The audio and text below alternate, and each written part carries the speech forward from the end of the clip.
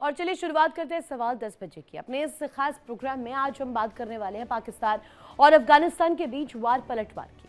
जब से पाकिस्तान ने आतंकवाद के नाम पर अफगानिस्तान में हमला किया है, तब से बॉर्डर पर तनाव है।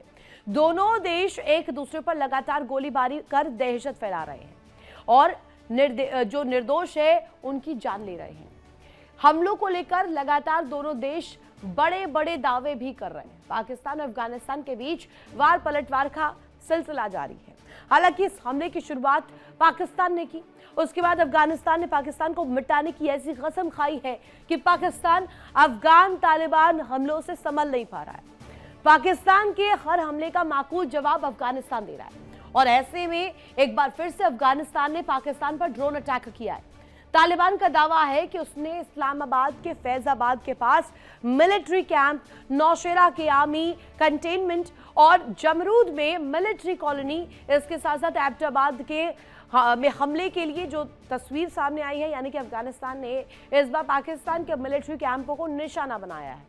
हालांकि तालिबान का यह दावा बहुत चौंकाने वाला है, क्योंकि अफगानिस्तान के पास मजबूत एयरफोर्स नहीं है और जानकारी के मुताबिक तालिबान के पास ज्यादातर पुराने हेलीकॉप्टर और कुछ ड्रोन्स हैं। ऐसे में अगर अफगानिस्तान के दावों पर गौर करें तो कई सवाल खड़े होते हैं। वो ये कि पाकिस्तान के पास जो चीनी डिफेंस सिस्टम है, क्या वो फिर से फेल हो गए?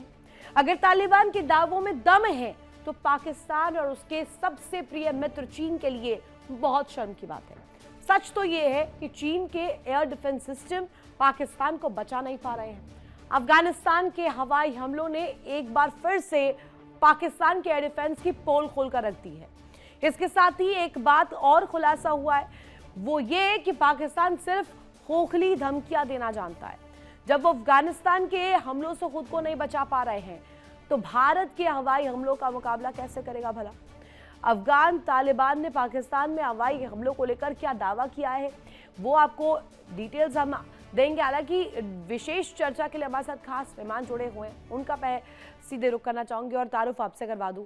Major general Rajan Kochar, retired defence expert, हमारे साथ कनेक्ट है।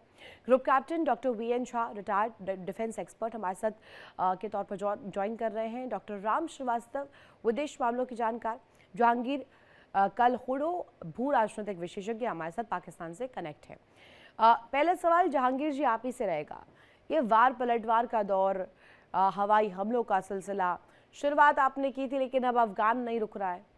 अफगान ये कह रहा है कि अब तो कसम खा ली है, अब पाकिस्तान को बर्बाद करके ही छोड़ेंगे।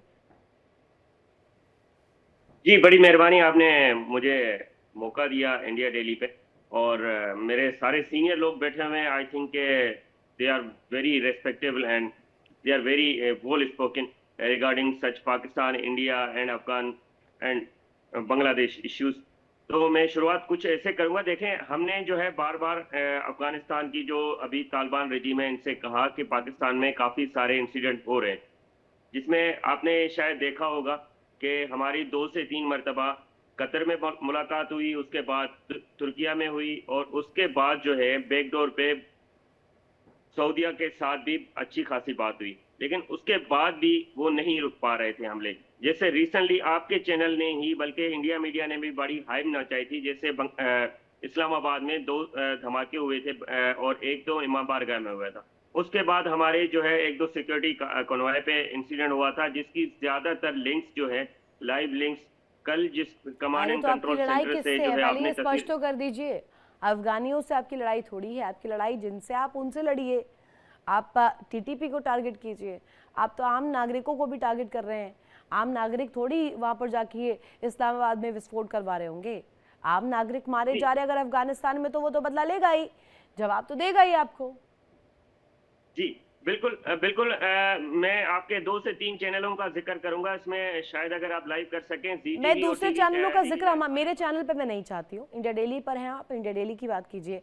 अच्छा चलिए। राजन कोचर सर हमारे साथ कनेक्टेड, रुकिए अब। राजन कोचर सर, ये जो दोहरी नीति है, दोहरा रवैया है, एक तरफ कहते हैं कि हम आतंकवाद पर पूर्णतः अंकुश लगाएंगे, दूसरी तरफ हम देखते हैं कि कोशिश हर दफा वही करते हैं आतंकवाद को फैलाने की। अब बात अफगानिस्तान की करें, अब अफगानिस्तान भी अगर पाकिस्तान पर अटैक करता है, पाकिस्तान पर नजर बनाता है, कहता है कि अब बर्दाश्त तो नहीं हो रहा है, अब बर्दाश्त से बाहर हो गया है, जवाब दिया जाएगा, वो भी भारत प्लान करा रहा है। ये दो चीजें, और अब तो बहुत बेशर्मी की बात हो गई कि चीन से लिए जो इनके एयर डिफेंस सिस्टम है वो भी फेल हो गए हैं, जो अफगानिस्तान दावा कर रहा है।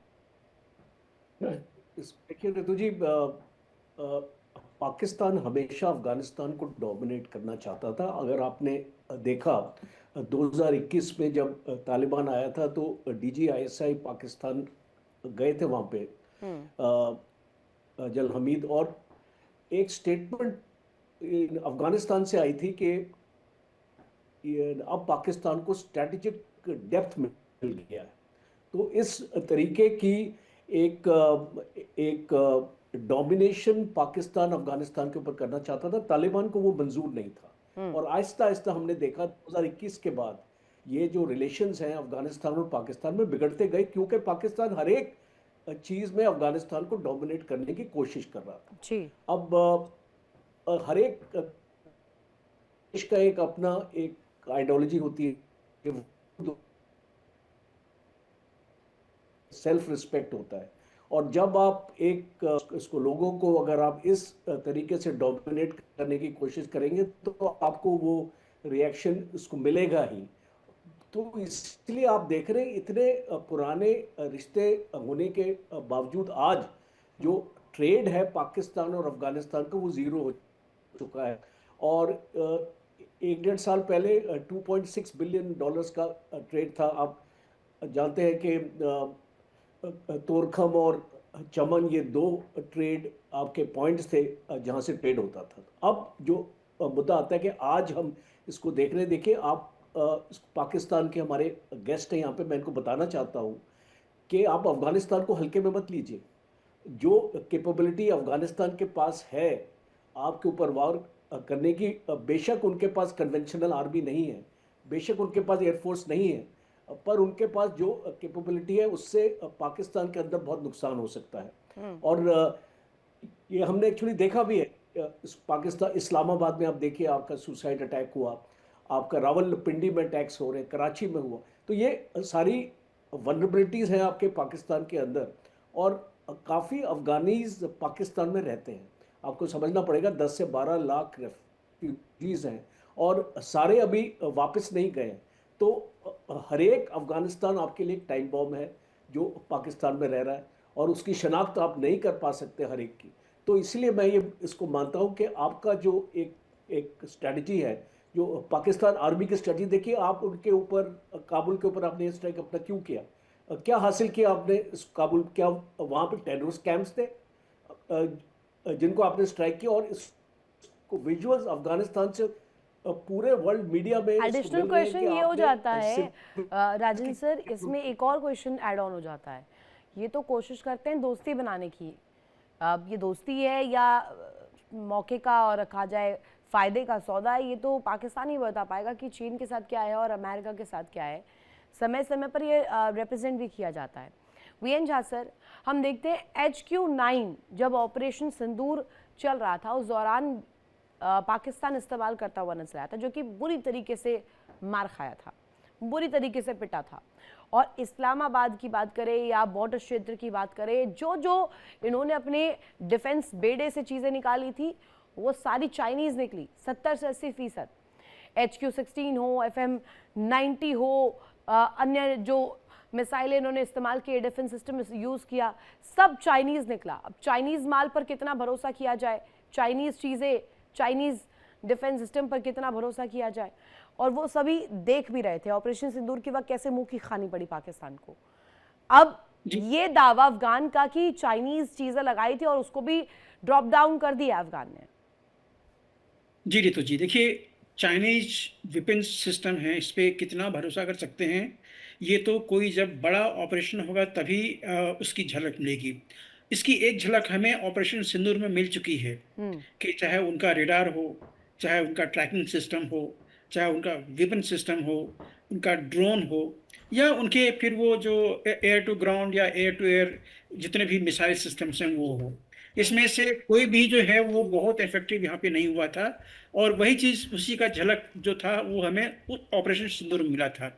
अब बात करते हैं कि अफगानिस्तान के साथ में क्या हो रहा है। इससे एक चीज तो बिल्कुल तय हो गई है कि चाइनीज वेपन सिस्टम पे आप बहुत ज्यादा भरोसा नहीं कर सकते हैं। अगर आप करना चाहते हैं तो वो आपकी मर्जी है, क्योंकि पाकिस्तान की वास्तविकता यही है कि वो पूरे के पूरे चीनी सिस्टम पे आज के दिन में निर्भर है, और वहाँ पे चीन का सारा इन्वेस्टमेंट जो है इन्हीं सब चीज़ों पे है। तो आप जिस भी रेडार सिस्टम का, ट्रैकिंग सिस्टम का, वेपन सिस्टम का, एयर डिफेंस सिस्टम का, सबका नाम ले लीजिए, सब एक ही खाते मारते हैं। यहाँ तक कि उनका फाइटर एयरक्राफ्ट जो है, चाहे आप J-10 का नाम लीजिए या J-20 तो भी आई नहीं है, J-17 का नाम लीजिए, ये दोनों भी उसी कैटेगरी में हैं। कहने के लिए ये फाइटर एयरक्राफ्ट बड़े जबरदस्त हैं, लेकिन इनकी जो कैपेबिलिटी है वो काफी संदेहास्पद है आज के दिन में। अब आते हैं बात के अफगानिस्तान के साथ में क्या हो रहा है। देखिए, कहते हैं जैसी करनी वैसी भरनी। पाकिस्तान हमेशा से एक फिरका परस्त देश, एक्सट्रीमिस्ट देश रहा है। आज के दिन में वो टेरर स्पॉन्सरिंग भी बन गया। आज के दिन नहीं, पिछले लगभग 3 दशक से हम देख रहे हैं कि वो एक टेरर स्पॉन्सरिंग नेशन भी हो गया है। मुझे थोड़ी सी आश्चर्य होती है भारत सरकार पे कि अभी तक पाकिस्तान को टेरर स्पॉन्सरिंग नेशन घोषित क्यों नहीं किया गया है। एनीवे, वो मसला अलग है। अब जब पाकिस्तानी सेना के ऊपर में बलूच का जब दबाव पड़ा, जब लोग मारे गए, तो पाकिस्तान ने क्या किया? पाकिस्तान ने अपने एयरक्राफ्ट भेज के अफगानिस्तान के अंदर में जो तथाकथित जो BLA के एक्टिविस्ट थे, या फिर जो तहरीक तालिबान पाकिस्तान के TTP के जो समर्थक थे, उनके ऊपर बम गिरा के आ गए। तो दुश्मनी तो उन्होंने ले ली। अफगानिस्तान ने फिर छोड़ा नहीं, बख्शा नहीं। उन्होंने क्लेम किया कि उन्होंने 16 पाकिस्तानी जो ये थे चौकियां थी, उनको खत्म करके वो आ गए और वहाँ के सैनिकों को उन्होंने पकड़ा और अपने यहाँ पे आ गए। तो ये जो चीज़ें हैं ये काफ़ी दिनों से चल रही हैं। पाकिस्तान की एक और मजबूरी है, इसकी जितनी की जितनी फायर पावर है, मिलिट्री पावर, इन्होंने जो ईस्टर्न स्पेसिफिक, इंडिया स्पेसिफिक, वो पूर्वी बॉर्डर पे इन्होंने लगा रखा है, तो पश्चिमी बॉर्डर इनका वल्नरेबल हो गया। पाकिस्तान किसके ऊपर में ये जो एट्रोसिटी कर रहा है, बलूच के ऊपर और में। साथ ही साथ सर एक डिटेल मुझे यहाँ पर मिली है VN Jha sir, J-17 thunder विमान जो है वायुसेना में इनकी तैनात है। चीन पाकिस्तान का संयुक्त रूप से विकसित multi role fighter jet Pakistan की वायु शक्ति की रीढ़ माना जाता है। ऑपरेशन सिंदूर में इस्तेमाल किया गया था। और राम सर, इस पर जरा आप बताइएगा, ये J-17 तो फेल हो गए, HQ-9 तो फेल हो गए, इस्लामाबाद में ये अपनी डिफेंस सिस्टम में जो लगा ले, वेपनरी में डाल ले, कुछ भी कर ले, ये भगौड़े सैनिक कितना ही इस्तेमाल कर ले, कुछ नहीं हो पाएगा। अब ये अफगानिस्तान और ये तालिबान जिसको खुद बनाया, खुद स्थापित किया, खुद पाला पोसा, वही आंख तरेर रहा है और उसी के ऊपर तरेर रहा है जिसमें चीन के साथ दोस्ती बताता है और चीन के लिए कहता है कि चीन वेपनरीज देता है, उसके साथ साथ कोलैटरल चीजें कोलैबोरेट करते हुए वेपनरी सिस्टम अपनी बनाता है। रितु मैडम, देखिएगा, पाकिस्तान और अफगानिस्तान की जो झड़पें चल रही हैं उसके पीछे बड़ा रहस्य छुपा हुआ है। सबसे बड़ा रहस्य तो ये है कि अफगानिस्तान के पास आखिर हथियार कौन से हैं जो अमेरिका छोड़ गया था। कितने दिन चलेंगे उनको? जहांगीर साहब सुन रहे हैं आपकी बात, जवाब देंगे अभी। उनको गोला बारूद तो चाहिए ना। अफगानिस्तान के पास ऐसी कोई फैक्ट्री नहीं है जहां गोला बारूद सप्लाई कर सके। निश्चित रूप से इसके पीछे ड्रग माफिया का रोल है और TTP को पाला पोसा था पाकिस्तान ने, और TTP उस समय जिम्मेदार था ड्रग ट्रैफिकिंग के लिए।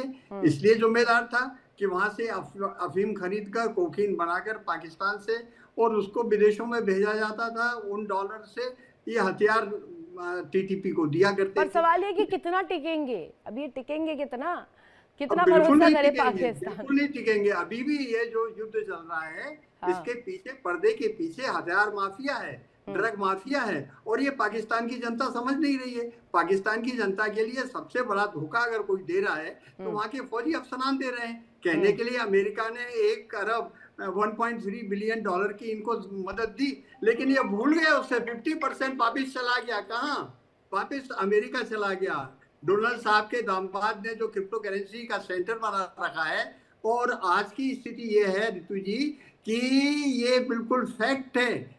अमेरिका में बच्चा इस बात को जानता है कि मुल्ला मुनीर ने वहां पर टेम्पा में, फ्लोरिडा राज्य में बहुत बड़ी संपत्ति खरीद रखी है, अपने बच्चों को वहां पढ़ा रहे हैं और गोल्डन और आवाम को चल रहे हैं, आवाम को कुछ और परोस रहे हैं। राजन और सर, निश्चित रूप से आज राजन का सर, समय पाकिस्तान वहाँ पर के आम नागरिकों के लिए खाने के लिए चीजें नहीं है, अर्थव्यवस्था डूबती चली जा रही है, रोजगार है नहीं, पानी है नहीं, बातें वेपनरी सिस्टम की करते हैं। देखिए रितु जी, पाकिस्तान की अगर आप बजट देखें, उसका 30% बजट जो है वो डेट फाइनेंसिंग पे चलता है। इसका मतलब कि अगर आपका जो IMF लोन नहीं आएगा, वर्ल्ड बैंक से लोन नहीं आएगा, तो आप सैलरीज तक अपने गवर्नमेंट ऑफिशियल्स को नहीं दे सकते। पिछले कुछ साल पहले खबर आई थी इस प्रकार की, 2-3 साल पहले, कि गवर्नमेंट ऑफिशियल्स को भी सैलरी देना इन लोगों के लिए मुश्किल हो रहा था। और जब हम इस चीज़ को डीपली एनालाइज करते हैं पाकिस्तान में कि ये पाकिस्तान की फौज पाकिस्तान को कहाँ लेके जा रही है, इस बार पाकिस्तान की आर्मी का जो बजट है, उससे ज्यादा बजट तो जम्मू कश्मीर का हो जाता है सर, तो उससे ज्यादा बजट तो जम्मू कश्मीर का हो जाता है। तो आप सही बोल रहे हैं। तो ये जब इस तरीके की डिस्पैरिटी देखते हैं, जहाँ पे डेवलपमेंट के लिए आपने पैसा एक्चुअली खर्च करना चाहिए, जहाँ पे एमिनिटीज आपको बनानी चाहिए, इंफ्रास्ट्रक्चर बनाना चाहिए, अपनी इंडस्ट्री को बढ़ावा देना चाहिए, पाकिस्तान में नहीं करेंगे सर, ये पाकिस्तानी बंद हो है, चुकी है। पाकिस्तानी लोगों को समझ भी नहीं आएगा। उधर का जितना बजट सिस्टम होता है उतना तो मैं इतना मानती हूँ कि जम्मू कश्मीर का बजट भी उसके बराबर का नहीं होगा, उससे ज़्यादा का ही होगा। कीमती वक्त देने के लिए आप सभी का शुक्रिया। अब मेरे पास वक्त इतना ही था। हालांकि ये जो डिस्कशन है बहुत लंबी डिस्कशन है, जिसमें पाकिस्तान और अफगानिस्तान सीमा पर जो संघर्ष है इन दो देशों के बीच, वो इस वक्त सबसे ज़्यादा सुर्खियों में है। और अफगान जिस तरीके से पाकिस्तान को लगातार आंख दिखा रहा है, आंखें दिखाकर सीधे मैसेज दे रहा है कि माकूल जवाब हर एक स्ट्राइक का, हर एक एयर स्ट्राइक का पाकिस्तान को दिया जाएगा। जो किया जाएगा वही पाया जाएगा, यानी कि आप जो करेंगे वही पाएंगे भी। तो इसी तरीके से पाकिस्तान भी अब लगातार इसको लेकर के जो गीदड़ भभकिया है वो देने का सिलसिला लगातार जारी है। इसी के साथ यार रुकेंगे छोटे से ब्रेक के लिए, ब्रेक के उस पार भी खबरें लगातार जारी है। देखिए इंडिया डेली 24/7 अब आपकी स्मार्ट टीवी पर। इंडिया डेली मौजूद है सभी डिजिटल प्लेटफॉर्म पर लाइव और लगातार। इंडिया डेली 24/7 हर दिन राष्ट्र को समर्पित।